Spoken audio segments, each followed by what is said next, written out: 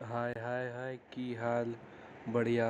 आप सभी का आज हम चैप्टर शुरू करने वाले हैं making of a global world. बिल्कुल जल्दी 10 मिनट में वन शॉट बिल्कुल ख़त्म कर दूंगा। देखो इस प्री मॉडर्न वर्ल्ड ही बस हमें पढ़ना है, इसलिए मैं जल्दी जल्दी ख़त्म करना चाहूँगा। देखो क्या है कि इसमें कहा गया बेसिकली कि जो पुराने ट्रेडर लोग थे वो, देखो ग्लोबल वर्ल्ड कैसे बना, मेकिंग ऑफ अ ग्लोबल हम पढ़ रहे हैं तो ग्लोबल वर्ल्ड बना कैसे। तो सबसे पहले कि ग्लोबल वर्ल्ड बनने का बहुत लॉन्ग हिस्ट्री है। माइग्रेशन, ट्रेडर्स का आना जाना, ठीक है, people in search of work और कैपिटल और मचेल बहुत कुछ।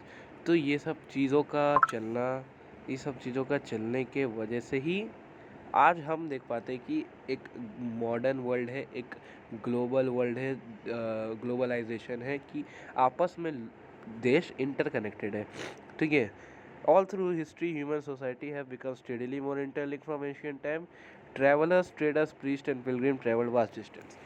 जो ट्रैवलर थे, ट्रेडर्स थे, प्रीस्ट थे, पिलग्रिम्स थे, उन्होंने वास्ट डिस्टेंस ट्रैवल किया। अब ट्रैवलर और ट्रेडर वास्ट डिस्टेंस ट्रैवल कर रहे थे, हमें पता कि अपना ट्रेड के लिए, कि अपने सामान को, गुड्स को बेचने के लिए।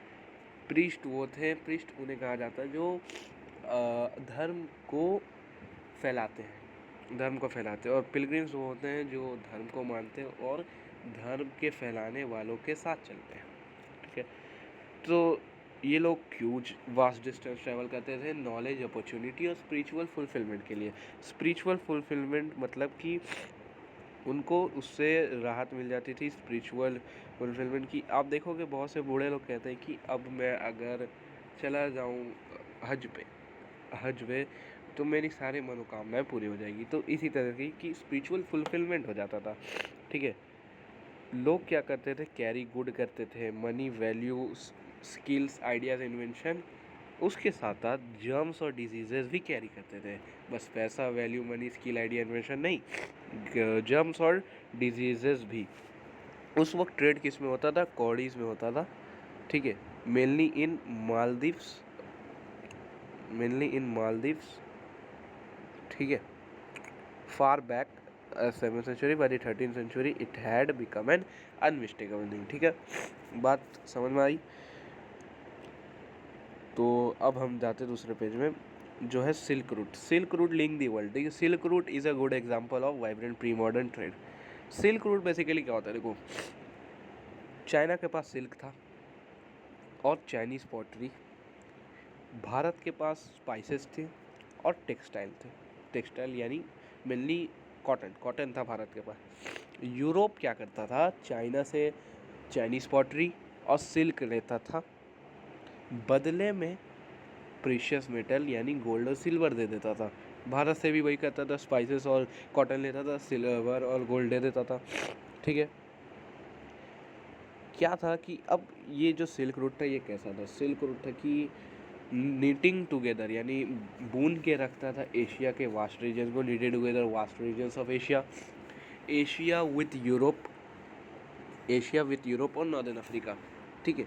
सिल्क रूट जो था वो दोनों तरीके, हिस्टोरियंस ने पाया कि सिल्क रूट लैंड से भी, हाँ सिल्क रूट था और सी से भी था। आप देख सकते हैं यहाँ पे, वेट अ सेकेंड, ठीक है। हाँ, historians have identified several silk routes, ठीक है, over land, and by sea, knitting together vast regions of Asia and linking Asia with Europe and Northern Africa, ठीक है। लैंड एंड बाई सी, ठीक है। Historian identified similar silk routes over land and by sea, land के over और by sea, sea के जरिए भी देखा है कि knitting together vast regions of Asia, linking Asia with Europe and Northern Africa। तो यही था, मैंने बता दी कि चाइना से पॉटरी और सिल्क जाता था, यूरोप से प्रीशियस मेटल गोल्ड और silver flowed from Europe, flowed from Europe, ठीक है। अब क्या है कि इसी रास्ते से, इसी ट्रेड के रास्ते से जो प्रीचर्स थे वो लोग भी जाया करते थे, ठीक है। प्रीचर्स भी जाया करते थे Christian missionaries, Muslim preachers few centuries later, and much before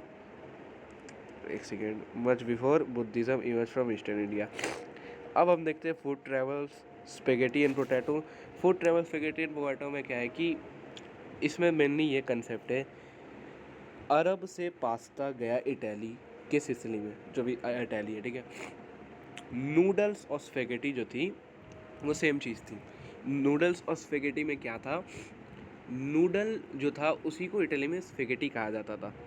तो इन सब चीज़ों से हमें ये पता नहीं चलता कि फूड का ओरिजिन कहाँ से है, ठीक है। इन सब चीज़ों से हमें ये पता नहीं चलता। ये है truth about origin may never be known, yet such guesswork suggests the possibilities of long distance culture connect even in the pre-modern world. अब क्या था कि पोटैटो कैसा है कि हमें हमारे एंसेस्टर्स को कॉमन फूड जैसे पोटैटो, सोया, ग्राउंड नट, मेज, टोमेटोज, चिली, स्वीट पोटैटो के बारे में नहीं पता था 5 सेंचुरीज अगो तक, 5 सेंचुरी पहले से पता नहीं था। जब क्रिस्टोफर कोलंबस ने एक्सीडेंटली अमेरिका को डिस्कवर कर दिया तो अमेरिका में आलू की खेती हुआ करती थी, तो अमेरिका से आलू को मंगाया गया टू यूरोप में मंगाया गया। यूरोप के जो गरीब किसान थे उन्हें ये इतना अच्छा लगा कि वो लंबा जीने लगे, लिव लॉन्गर और eat better, started to eat better and live longer, ठीक है, started to eat better and live longer, begin to eat better and live longer with the introduction of humble potato. Ireland के poor peasant इतने dependent हो गए potato में कि जब potato destroy हो गया क्रॉप फेलियर के वजह से due to some disease in mid 1840s, तो 100,000 of Irish people died due to starvation, ठीक है। तो ये हमने ये देख लिया कन्क्वेस्ट, डिजीज एंड ट्रेड, ठीक है। कन्क्वेस्ट, डिजीज एंड ट्रेड में क्या है कि disease and trade and conquest क्या होता था कि अमेरिका दुनिया को नहीं पता था अमेरिका है, अमेरिका को नहीं पता था कि अमेरिका के अलावा भाई कोई दुनिया है, अमेरिका को नहीं पता था इन द सेंस कि अमेरिकन्स को। और इसमें अमेरिका बस यूनाइटेड स्टेट्स ऑफ अमेरिका की बात नहीं की जा रही है, यहाँ पे बात की जा रही है नॉर्थ अमेरिका, साउथ अमेरिका और कैरेबियन, मॉडर्न डे कैरेबियन। बहुत सारे लेजेंड है यानी स्टोरीज़ हैं कि साउथ अमेरिका में एक सिटी थी एल डोराडो, वो फेबल सिटी थी। ये बस कहानियाँ हैं, ऐसा कोई रियल है नहीं। पोर्तुगीज़ और स्पेनिश लोगों को स्मॉल पॉक्स था और वो लोग अमेरिका गए। अमेरिका के लोगों को पता ही नहीं स्मॉल पॉक्स बोल के कोई चीज़ होती है। अमेरिका के लोगों की इम्यूनिटी भी नहीं थी अगेंस्ट दिस डिजीज़। तो क्या हुआ, आखिर में अमेरिका के लोगों को ये डिजीज़ फैल गई और अंततः अमेरिका के लोगों को अमेरिका ही छोड़ना पड़ा और पोर्तुगीज़ और स्पेनिश यानी यूरोपियंस अमेरिका पे कब्ज़ा कर लिए। ये बात थी, यही कंसेप्ट था इसमें, ठीक है। Small pox in particularly proved a deadly killer once introduced, spread deep into the continent ahead even of any Europeans reaching there. It killed and decimated whole community, paving the way for conquest. इस तरह की चीज़ को बुलाया था biological warfare. देखो biological warfare यानी warfare तो जानते हो आप, लड़ाई। बायोलॉजिकल वारफेयर क्या होता है, एक वक्त को इंसान बंदूक से लड़ जाए, गोली बारूद से लड़ जाए, बीमारी से नहीं लड़ सकता। एक बार बीमारी फैल गई तो फैल गई, और उस वक्त उतना मॉडर्न मेडिकेशन भी नहीं था, जिसके वजह से thousand of people died due to this small pox, ठीक है। यहाँ पे भी वही लिखा है कि सॉरी एक सेकेंड, ठीक है, गन्स कुड बी ब्रॉट और captured turn against the invaders but no disease such as small pox with the conquest were mostly immune until the 19th century poverty and hunger were common in Europe. देखो यहाँ पे क्या बोल रहा है कि 19th century में गरीबी और भूखमरी यूरोप में कॉमन थी, सिटीज़ बिल्कुल भीड़ थी और डिजीज़ फैल रही थी, वही स्मॉल पॉक्स।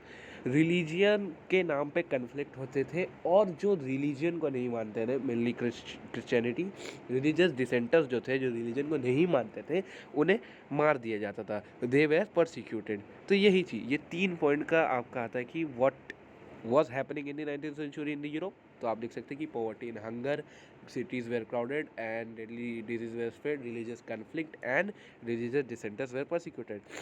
तो अब 18th सेंचुरी तक क्या हुआ, चाइना और India among the richest countries में आ गए ड्यू टू दिस ट्रेड। पर उसके बाद चाइना ने क्या किया, रिफ्यूज टू ट्रेड,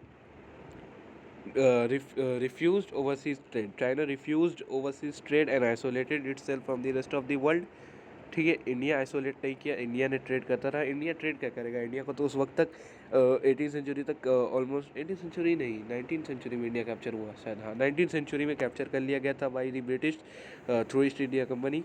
ठीक है, तो अब अमेरिका जो था gradually move the centre of world trade to westward.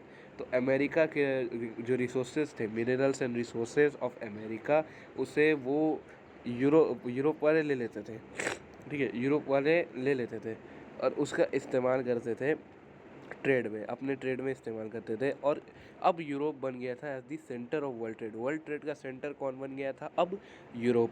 एक पॉइंट में बताना भूल गया पीछे आपको कि देखो, एक पॉइंट, हाँ यहाँ पे प्रीशियस मेटल्स पर्टिकुलरली, रुको ये markup size small straight line, precious metals particularly silver from mine located in present day Peru.